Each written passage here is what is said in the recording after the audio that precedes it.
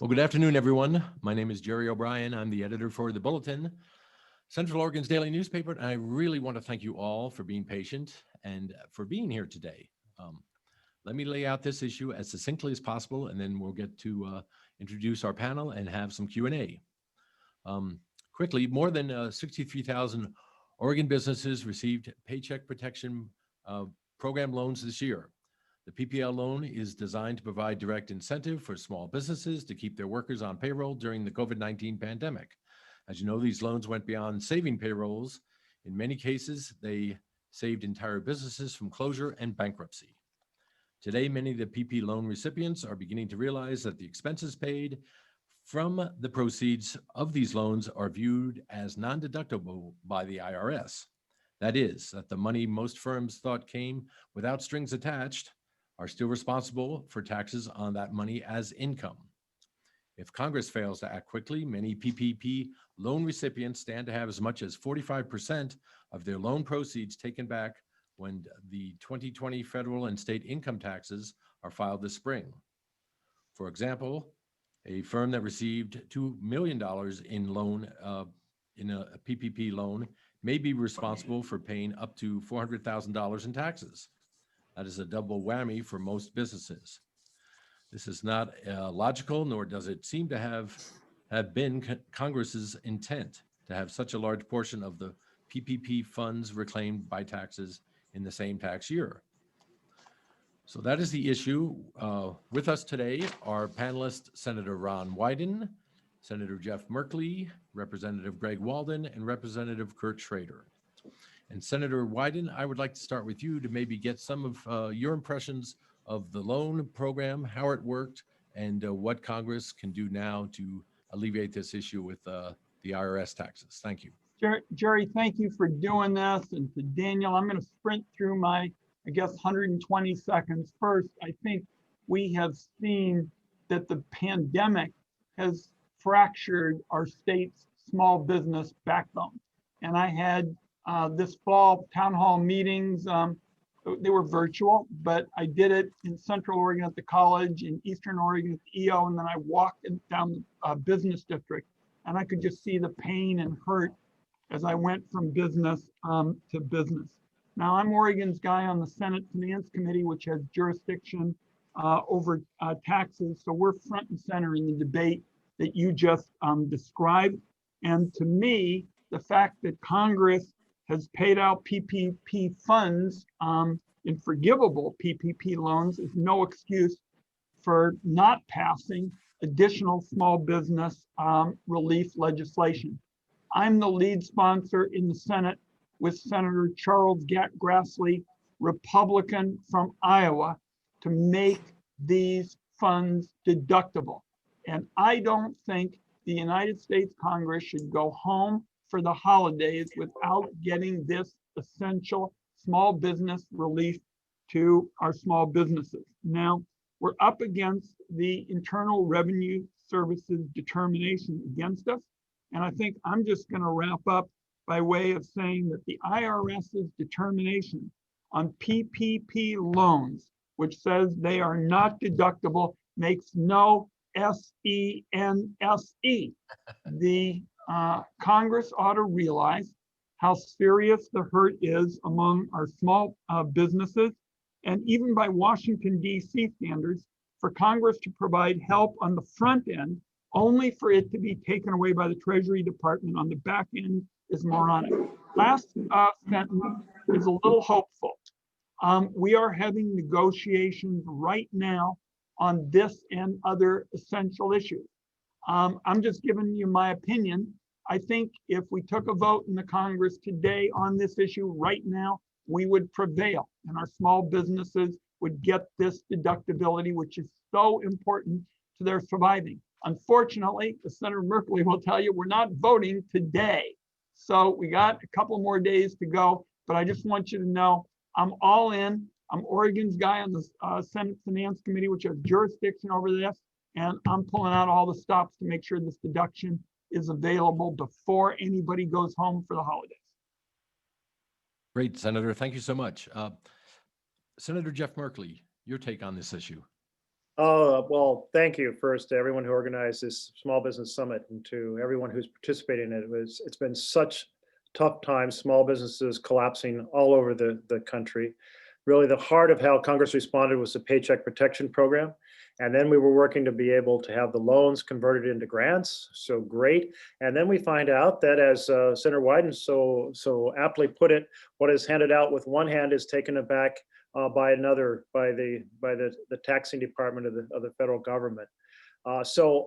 Absolutely, I'm standing with Senator Wyden on this, that these forgiven loans were all about putting businesses back on their feet, and increasing the tax bill in response doesn't make any logic at all. So we're standing together for the Small Business Expense Protection Act to clear that up. Very quickly, I do want to note that in this package that's coming out, there will be another second round of PPP. It'll include the 501c6s, the Chambers of Commerce, which is something I've been advocating for from the very beginning, to have the chambers be able to help the small businesses navigate this incredibly difficult time with all kinds of programs and applications and rules and so forth is essential. So we need to help out those chambers. There will also be specific help for the restaurants and the live venues in the bipartisan package. We don't know the fine print yet, though, so I don't want to overstate it. We have been told it will have elements of the Restaurants Act that I sponsored and another act that helped address the live venues. But we're not sure if that's a set aside of funds, a subdivision, or exactly what the details are. Looking forward to hearing that. But people certainly heard from us that those places that were so powerfully affected in the beginning, and maybe some of the last to recover, need special help. There will also be a 4-month extension of unemployment insurance.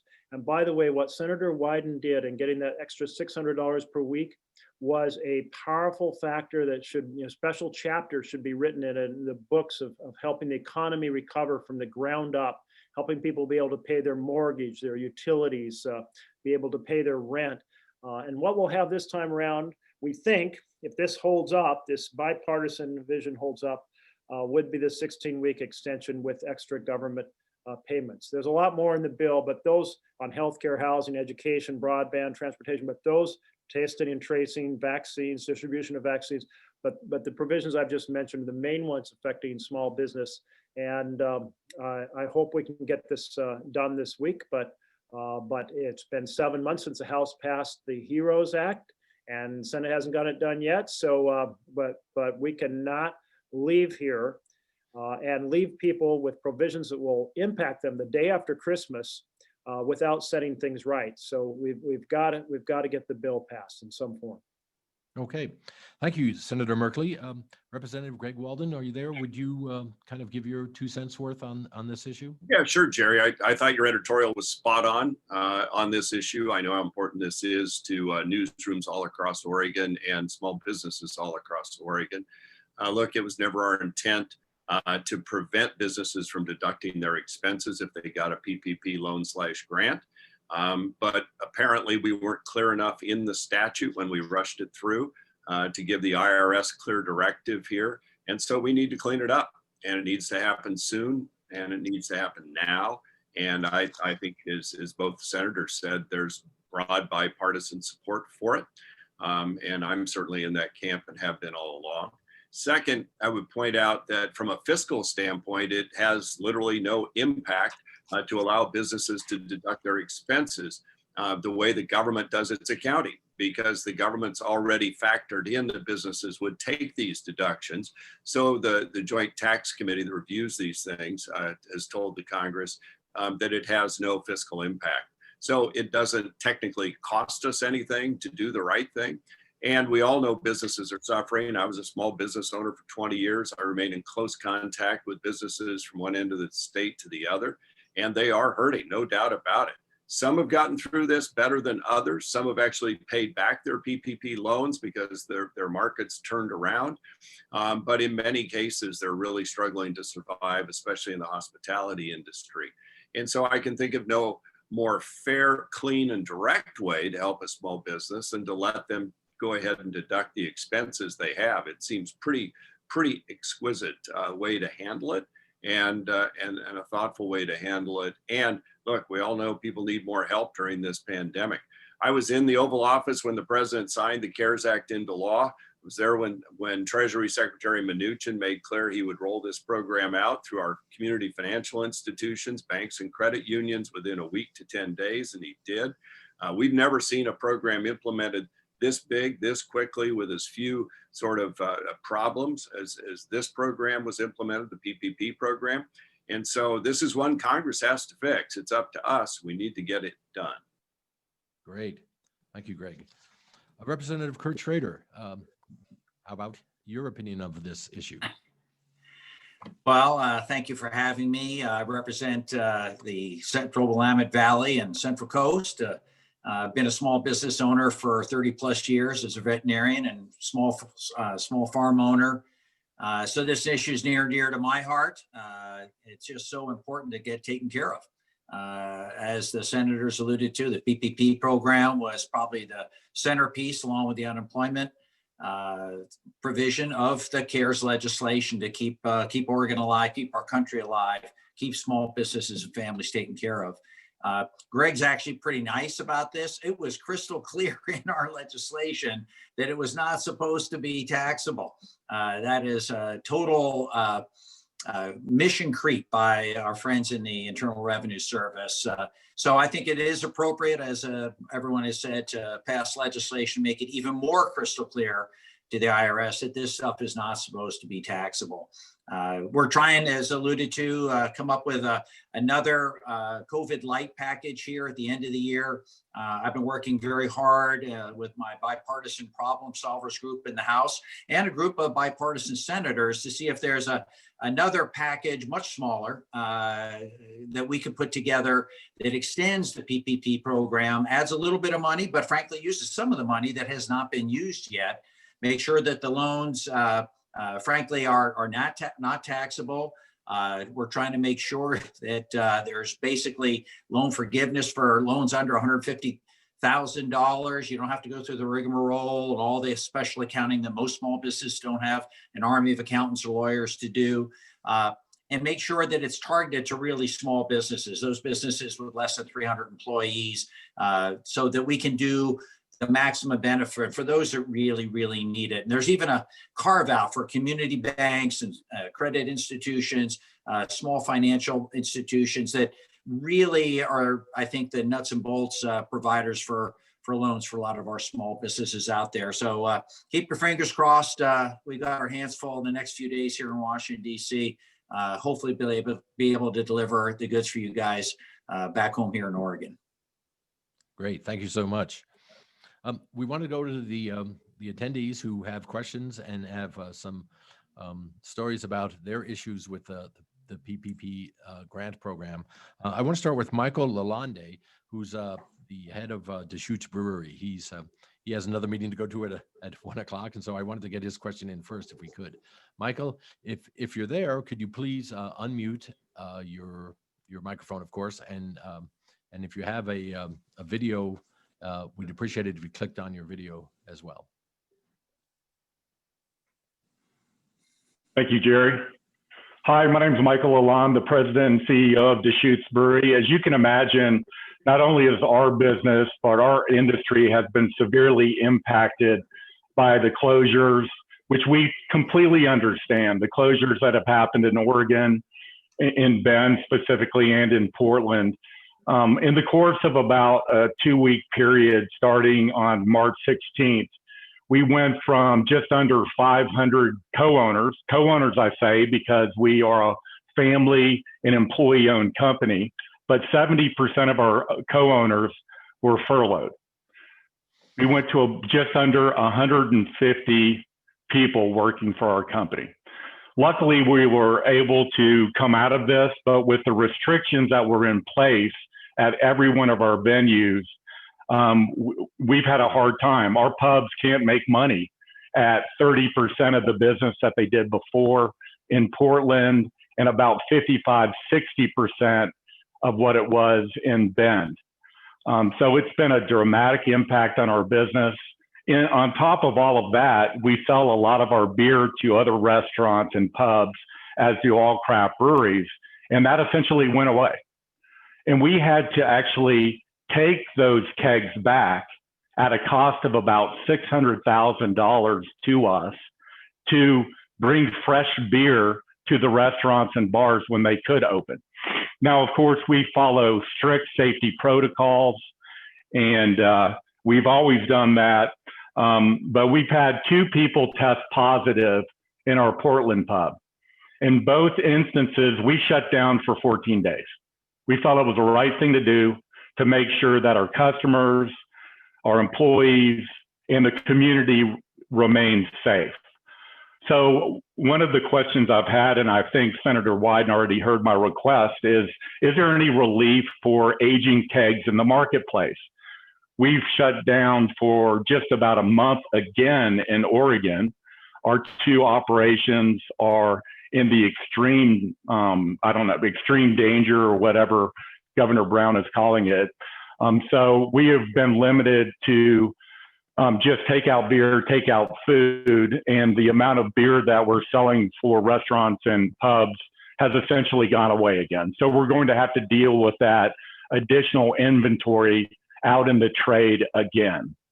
So I just want to thank all of you for your support on the PPP relief, trying to stop the taxation that would not only happen on the federal level, but at the state level as well. So that's another 10%, right?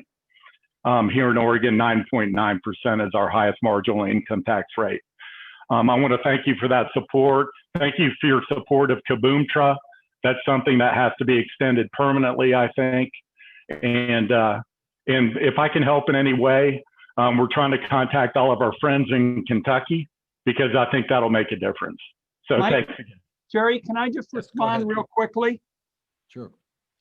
First, Michael's making an important point on the aging kegs. And Michael, we've got the finance staff looking at that right now.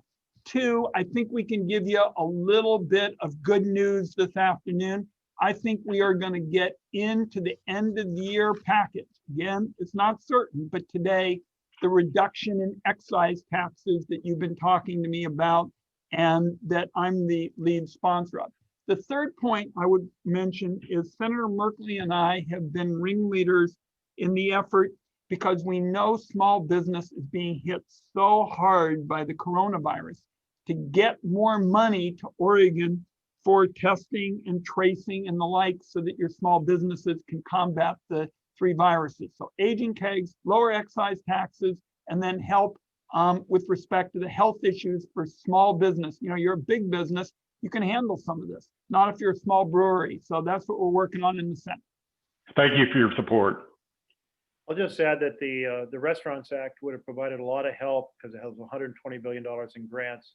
It is not clear yet on the $300 billion that there's for small business in the bipartisan bill, and that is serving as a model for the 4 corners. That is the majority and minority leader, the speaker, and the minority leader of the House, of those 4, whether they're going to incorporate a piece of that. They've heard from all of us in support of doing that. So there's a set aside essentially for restaurants and for public venues where essentially they're in complete collapse. The first to be hit, some of the latest that will come out, but that's what we're pushing for, is for a set aside within that $300 billion additional for the PPP. Thank you, Senator. Okay, let's go to Wes Price. He is a Bend CPA, and he's deeply involved in the PPP loan program. Wes, do you have a question about you'd like to give to the congressman? Sure. I always have a question, as all of our Senate and representatives have seen. When I show up at a meeting, usually is a question. So in this case, the IRS basically doubled down. As Senator Wyden very eloquently laid out, they came out with a revenue ruling, and it's also in the Bulletin editorial this morning. It was 2020-32. Well, IRS decided to double down, and they issued 2020-27. Yes, it's out of order, but they actually had it drafted clear back in April. And what it is that even if you think about forgiving the loan or think that it might be forgiven, the income was going to be 2020 income. So the urgency for getting this passed prior to year end is off the charts, because this is in terms of the IRS's position, this will be 2020 income regardless.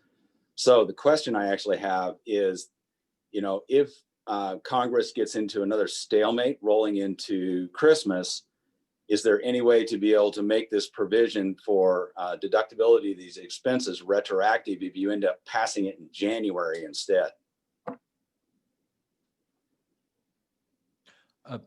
Representative Walden, how about if you take that question? Yeah, I mean, I'm not on the tax committee in the House or obviously the Senate, but the short answer is we're going to get this done before the end of the year. That's what I'd say. And if it goes into January, you're gonna have to talk to Cliff Benson and Ron and Jeff as well, because I won't be here. But I think there is huge support for this. On the Republican side of the aisle, it was a big issue on our GOP conference call last week. And many of us raised this as something that needed to be addressed, that it's not fair. And if you're going to help small businesses, this is a very elegant way to do it. And we need to reverse what the IRS has ruled in this case. So I agree with Ron and Jeff and everybody on here. I think this is going to happen. It's going to get done. And the Four Corners meets in 5 minutes or 5 seconds in Pelosi's office. Mnuchin's been a bit of a problem here because traditionally, and again, I'm playing accountant here for a second, but traditionally this would amount to quote unquote a double dip, because you're getting a grant and you're getting to deduct the expense. So it's a twofer. But guess what? We're in a pandemic. People are dying on the vine and they need all the help they can get. This is a good way to do it and make clear to the IRS we meant what we said when we said it the first time. You wouldn't be taxed. Yeah, anything you guys can do, we most definitely appreciate. So thank you. Okay, and I just want to remind folks that, if you have a question on the Zoom controls, you can raise your hand and we will let you into the panelists window so that you can talk to the congressman. I'm going to skip ahead here to Jeff Bailey. He's an East Oregonian bank representative, and he has some anecdotal information too on this issue. Gentlemen, thank you for taking the time out of your schedules. You've got busy things going on in DC, and been there, visited with all of you before. And number one, I'd like to thank you for your work on getting the PPP program going. Most of us bankers were pretty pessimistic going in as to the effectiveness of being able to roll those dollars out as quickly as happened. And great job. All of your offices helped in that endeavor when we hit some roadblocks or some technical glitches. So I just wanted to thank you for that. It sounds like I'm sort of preaching to the choir here when it comes to the taxability issue. I'm not going to go down that road. I'm more concerned, or I guess my question becomes, in the next round of PPP, mechanically, do you see it happening more or less the same way as round one? I'll just start. I would hope so. I think it went really smoothly to run it straight from the banks, credit unions to the borrowers. You all did an amazing job. There were stories of, certain financial institutions opening a dark 30 to be able to process loans right away. And I think that efficiency really mattered. Speed mattered. Getting the money out the door without too many strings mattered. And so I would hope so. We've had 130 billion in PPP money tied up for months now because the House wouldn't just take that up separately and authorize its distribution. They held it back for to try and get to where we are today to negotiate a bigger package. And that's unfortunate. It made it partisan when nothing had been on this area up to that point. So it's there. That's the 130 billion Kurt reference. There's another 400 billion sitting over at the Fed that's been held back from their process over there. So there's a big chunk of this that's frankly already allocated and already available to get you to $600-700 billion. And I think we all share a goal, regardless of party or which side of the Capitol we're on, of getting this money out the door and into the hands of the people who need it to survive. Okay, and I understand that Senator Jeff Merkley has to leave for a vote. So I would like to have him maybe weigh in just a little bit before he goes off the Zoom meeting. Thank you. And again, thanks for putting together this forum. I think you will see on the PPP that there will be a set aside for CDFIs. There'll be some kind of set aside for smaller community banks or serving underserved communities. I haven't seen the details to know how much will be set aside in that regard, but we did do that in the second round before to make sure that the funds got distributed. I think there'll also be some limitations that may not have been there before on the size of the small businesses. That's what I'm hearing, but I haven't seen it in writing. The effort is to make sure where a lot of the very larger small businesses had direct channels and got help the first time around, trying to make sure there's going to be an effort to get more resources to our smaller Main Street businesses. So I'm looking forward to seeing the details, but I think you'll see some adjustments in whatever package comes out. Thank you very much. Jerry, I'm going to have to get out the door. Can I make an additional comment? I think you can, Senator. Yeah. Can everybody hear? I'm unmuted, I think. Two points, Jeff. This is basically going to be a 4-month kind of effort. That's what we're working on right now. Now, that's, of course, because you and I have talked about this in the past, we want certainty and predictability for our small businesses, because that's how you grow jobs in the private sector. People have a sense of what's going to come. So to me, the two things that we've got to make sure are anchored down in the small, print is one, more flexibility for small businesses and Main Street, because that's what they've said is, if you give them one size fits all, it's a mess, and more money. And if by the end of this week, and as far as I'm concerned, some of you said, I think Michael, talked about it, I'm sitting at this desk for however long it takes. If we've got to stay here till Christmas, I don't care how long it takes, this has got to get done, because the hurt is too great for the small business backbone. And the reality is, I looked up the numbers, there are virtually no big businesses in rural Oregon. There's a handful of them. It's like 99% are small businesses. So this is survival time. That's how our delegation is treating it. And apropos of your question, what the next round's got to look like is more money, more flexibility. Jerry, sorry for the bad manners. Hope you're enjoying Central Oregon like you did Cape Falls, and we get to talk soon. Thanks, everybody. Thank you, Senator. So I just want to remind folks, if you have a question, please raise your hand in the chat room, I believe, as the attendees. Are there any other folks that would like to speak right now or have a question or anecdote for the congressman?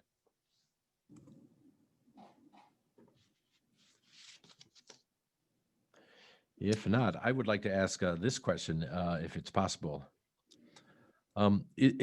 Should the exemptions be limited, say, to those receiving a large amount of the PPP loan money, say $5 million? Should they have to pay a tax? Would there be a split here between the amount of money that the large businesses or businesses that received a large loan and those that received less? Would that happen? And just what are the odds of this being resolved soon? I know you've all kind of addressed that, but what may be the way to get this done before the new year, or can it hold over into the next year? Representative Schrader, would you like to take that one?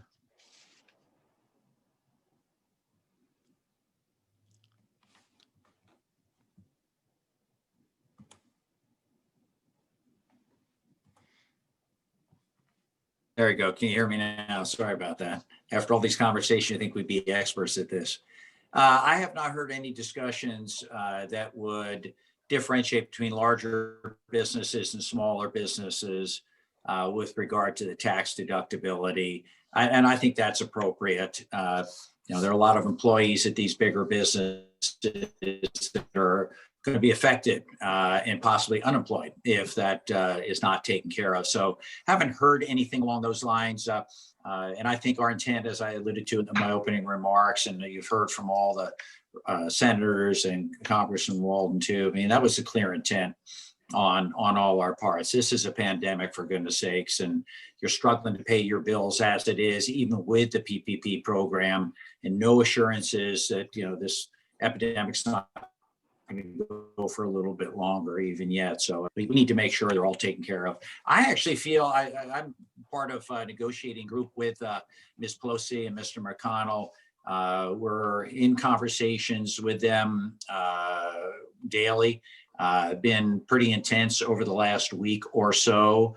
And it's my understanding in working with our team that most of the language has been worked out on the bigger part of this $908 billion package. Certainly the so-called non-controversial things like the PPP program, the unemployment insurance, the education piece, the childcare piece, the ag lending piece that we've got in here.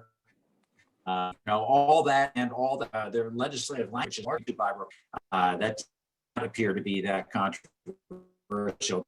The place where we're getting a little hung up on is that trade-off you've heard about between state and local assistance.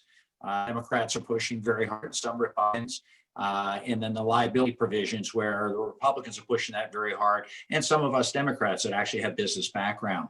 I think there's a deal to be had. It is my understanding that as of yesterday, maybe Sunday night, we came to agreement on the state and local aid, how that would be done, making sure that local governments, not just Portlandia, get money allocated to them and it doesn't go through governor's auspice, goes directly to the local governments. We heard that loud and clear as a key problem with the original CARES Act. The last piece is the liability protections, and I think we're 90% of the way there. Hopefully we're going to have a gross negligence standard for a set time period, making sure that those businesses that are doing the right thing aren't penalized, and that workers can have some assurance that there is a standard that businesses have to live by, so it's safe to go back to work, and frankly for customers to come into those businesses. So we're very, very close. We've got only a few more days, but as I said, most of the legislative language is set. The continuing resolution for the budget is in pretty good shape from what I understand and talking to the players and the leadership, the appropriate people. So I think it's just a question of coming to that agreement on that final piece. I think that can happen in the next 3 days. Okay, thank you. This comes from Roger Lee, who's head of the Economic Development Company here in Central Oregon, in Bend. What potentially would prevent a PPP tax fix from being passed through Congress before the end of the year? Congressman Walden, can you take that one? Yeah, I mean, it's just a matter of getting the whole package put together. And I think this will be in it. So I'm very optimistic about it. As the top Republican on the Energy and Commerce Committee, I can tell you our teams, and Kurt knows this, on his side of the aisle there on ENC, we've been working together to negotiate all kinds of things to put an end to surprise medical billing, which we finally have some agreement on. We hope that's in the COVID package. There's a long list of energy bills and environmental bills to regulate HFCs for the first time in the country's history. And a bunch of renewable energy things, as well as some hydropower bills. There's a package probably of 20 or 30 bills. Literally, we've been negotiating. I was texting with my staff literally at midnight last night when some things popped up. So we're in the throes of sort of the final pieces coming together here. It can also come apart and you end up with a continuing resolution and they deal with it in the next Congress. So, I mean, I think we've all seen that happen. But I'm more optimistic than not. I think the problem solvers have played a key role here. Kurt referenced that earlier. And that's a terrific group of people who on both sides of the aisle just want to get stuff done. And they've really leveraged sort of the outer flanks of both parties to try and come right up the middle with a package that can pass. And so I'm encouraged. I mean, I just see what we're getting done at the staff level in our committee of jurisdiction. We've got all these healthcare extenders that need to be done, funding for our community health centers, money follows the patient. I mean, there is a long list of things that are getting negotiated out. This is just one of those items. I'm not diminishing the importance of it, but literally as I'm sitting here, I'm getting pinged by my chief counsels on 2 of the committees. I know it's on things they're in the final throes of negotiating. So this is a big package of items coming together. I know this is the topic for this conference, but I can tell you there are lots of other things in play here, and hopefully it all meshes together. Okay. That's where I Great. leave. Yeah, our esteemed head of the Bend Chamber of Commerce, Katie Brooks, has a question. Katie, do you want to ask that, or you want me to ask that? Can you get in and I don't know. Can you hear me? I can hear you? Yes.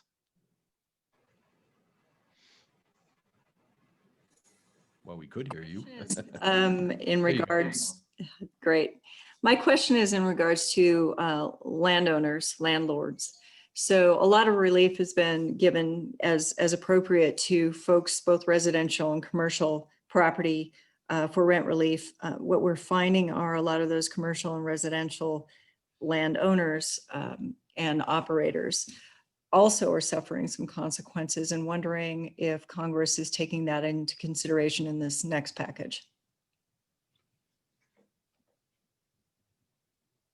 Kurt, I am not aware of any specific program for that. And by the way, if I'm not mistaken, it's the states that are taking on that effort. And we sent the state of Oregon well over $1 billion. Frankly, I think it's not a fair one-sided bet here, if you will, that the state can prevent evictions or delay payment of rent. I get that that's important to do during the pandemic, but then to expect the landlords, the property owners, to carry the difference or write off the loss doesn't seem very fair to me. I don't think that's very balanced. And I know the city of Portland's gone way down that direction.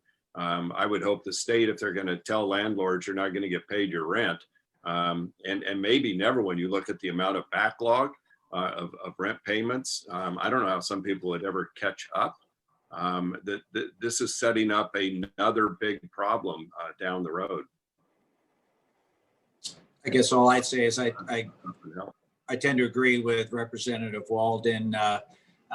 In the original CARES, or at least some of the iterations, CARES package that had come out over this last year, we did give some direction to the Federal Reserve and others to allow mortgagors to, carry their loans a little bit further, better rates, not hold them to a higher standard, frankly, than we're holding a lot of the renters that are out there. Because as Greg alluded to, a lot of our hotel folks, a lot of our commercial landlords are facing the same problem that the individuals are. We got to make sure that they're all right.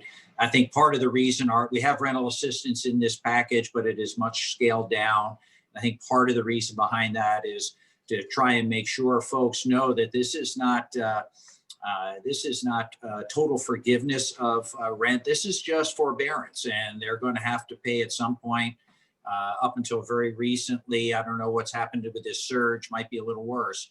But up until this point, knock on wood, Oregon was doing okay with rates to 5 to 8% is what I understood, of folks falling a little behind in their rent. Most people still trying to do that. So it'd be very important for you guys to communicate with Greg and I and the senators about that worsening, and then we can make sure that we have greater attention on that in packages that come out going forward.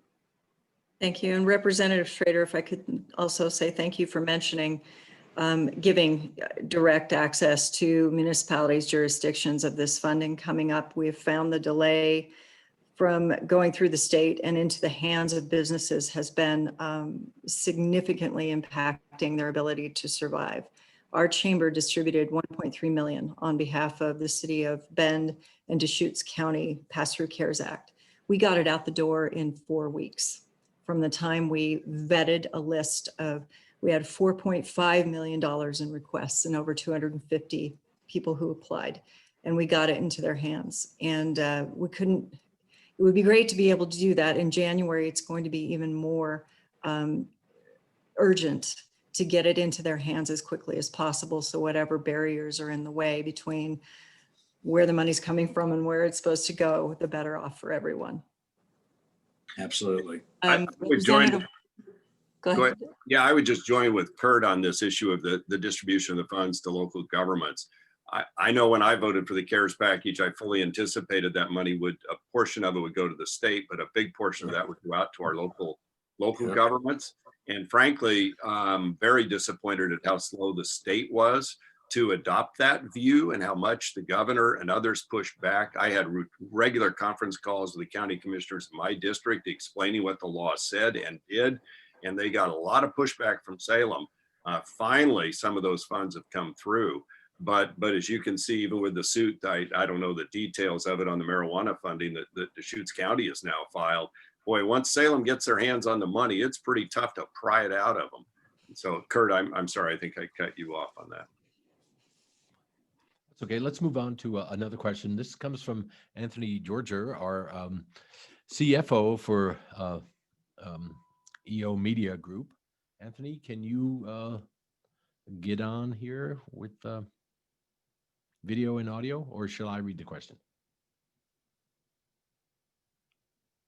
There he is. Yeah, good afternoon, everybody. Can you hear me okay? Yes.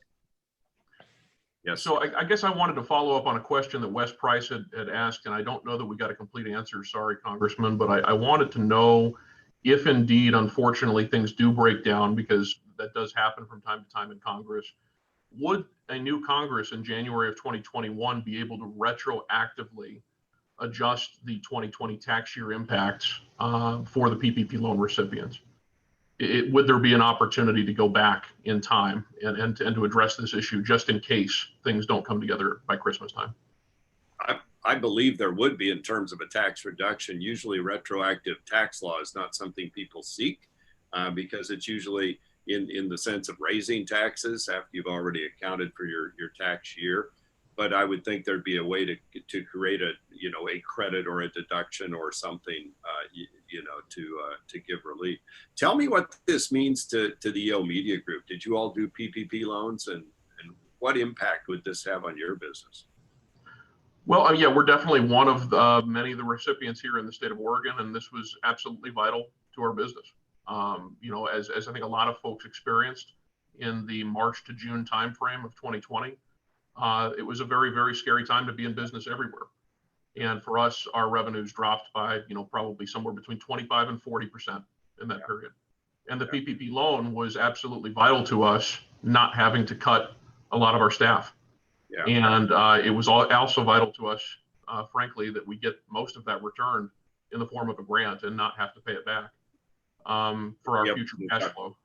And so I think that puts us in a similar boat to most recipients in the sense that it was more than just a lifeline to keep us through those few months.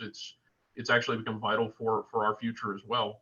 And that's why I think that we have also an interest in understanding the taxability, because that would really set everybody backward after what looks like it's going to be another very difficult winter here for COVID, to have to end up with a rather large tax bill in April. I think it just goes counter to what the intent of the measure really was. Right. No, that we never intended for the PPP loans themselves to be taxable, and frankly figured they would be forgivable, a grant, if you will. And then the issue is then if that paid all those expenses, you get to further deduct those expenses, your payroll that's been paid for by the PPP loan. So really it is a twofer under traditional tax policy. But that was, look, we passed this thing so rapidly because things were collapsing so rapidly. There were going to be these things that weren't as clear as that we thought they were. I was literally in McCarthy's office with Mnuchin on the phone negotiating. So my piece was different, but they were negotiating over cell phones and the fax and paper coming and going. And as this thing came to a finish, then we had to come back in CARES 2 and fix some things. This is one of those things we need to give clarity to. I only wish we had done this months ago. Yeah, absolutely. Thank you. Well, thank you so much. Anyone else have a question they would like to ask the congressman or their representatives?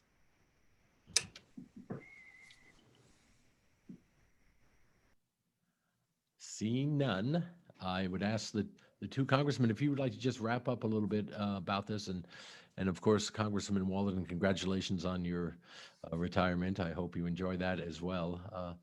Give us kind of a thumbnail sketch of what we can expect here in the next few months, if you would. Well, thank you, Jerry. And again, thanks to everybody participating in this. You've made clear how important it is that we get this done in a bipartisan way and get it down to the president. Look, the next couple of months, you have a new administration, a new president. That's been obvious for some time, but the fate was sealed yesterday with the Electoral College votes, and new leaders in these agencies. So it'll take them a little while to get off the ground. I would hope that the president-elect's cabinet and his appointees would get a little smoother trip through the Senate than President Trump was accorded. And I'm saying that as a Republican. I think new presidents should have greater flexibility to get their people in place than what the current system affords. It shouldn't take a year to 3 years to get your people in place. At some point, that all needs to be reformed. Kurt and I probably agree. The Senate has its own weird ways, and we're just lowly House members, not allowed to fully understand or appreciate what they do over there. But I wish they'd do it a little more efficiently on some of these matters, regardless who's in control. Look, I think Operation Warp Speed has been an enormous undertaking and so far a pretty darn good success. Historically, these brilliant scientists have never created a vaccine on either this platform or in this time period in the course of human history. And the notion that we, in parallel, are producing these vaccines waiting to get approval means that we're months ahead of where we would normally be. And remember, there are viruses and diseases for which there are no vaccines, period, and they've been working on it for decades. So you'll have 2, probably 3 or 4, probably 75 million to 100 million people vaccinated by the 1st of March. Obviously, still a long way to go. We're all eager to get this done. We have to speak with one voice, though, about that this vaccine is both safe and it works. And people need to take this vaccine. And we've got to get over this hurdle of vaccine hesitancy. And I know it's alive and well, both parties in our communities. We got to get beyond that if we're going to conquer this vicious virus. And then I think the economy will begin to recover. We were on an incredible stretch of economic growth and job creation until the pandemic hit, and then everything had to stop and stop instantly. We've never hit the brakes like that in America on the economy. And so hopefully the new Congress, you'll have closer margins in both houses. And really no overwhelming mandate at the White House. Hopefully, guys like Kurt and the problem solvers will rule the day, and you'll get more balanced, bipartisan problem solving done in the Congress, and get the country in a really good place again. So with that, Jerry, I'll yield back, and I literally have to get on a call to negotiate the final piece on banning surprise medical billing. That's what they're texting me about, something happening. So. Happy holidays. Congressman Walden, thank you very much for all your service. Yes, you got it, Wes. Thank you all. Take care. Okay, Congressman Schrader, you have the final word. Well, I agree with everything Greg said. He's been, and I'll just say, tribute to Greg Walden. You've been super well represented by Greg Walden for many, many, many years. Cliff Bentz has big shoes to fill. He's excited about it. I've called him already, and he just can't believe he's only in the minority by a very little bit and licking his chops for 2020. So, but I've enjoyed working with Greg my entire tenure in Congress. He's a stalwart for Central, Eastern, and Southern Oregon. And I've enjoyed his willingness to reach across the aisle and work with yours truly on a lot of the natural resource issues that we share in common, a lot of the business issues that we share in common. So, and I would just say that he's been a leader on the Energy and Commerce Committee. He's been the chairman. 75% of the legislation in the United States government goes through that committee. And it's a tribute to Greg Walden that that we have had so many bipartisan bills come out of that committee. If the rest of Congress worked like Greg has made our committee work, we'd be in much better shape and maybe be subject to a little bit of praise rather than castigated all the time. So I just have enjoyed it immensely. You've been well represented, and I appreciate being on this call with you guys. Looking forward to doing it again. Wonderful. Thank you so much. And thank you for everyone who has participated and tuned in. We will actually put this up on our website and our Facebook site as soon as we do a little bit of editing of it, and then the general public can see it as well. So thank you everyone for participating today.